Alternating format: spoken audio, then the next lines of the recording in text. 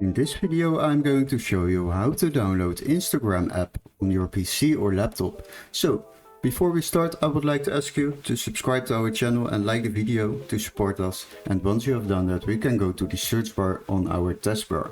Select the search bar and then type in Microsoft Store and you will find the Microsoft Store. Now open that app and then make sure you are logged into your Microsoft account. Otherwise you are not able to download any apps from this source. After that, search for the Instagram app, of course. And once you have done that, you can select it.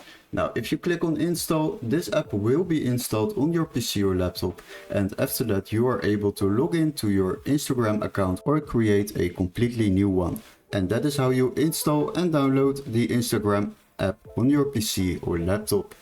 Hopefully this video was helpful. Don't forget to like and subscribe. And we would love to see you in our next tutorial. Cheers guys!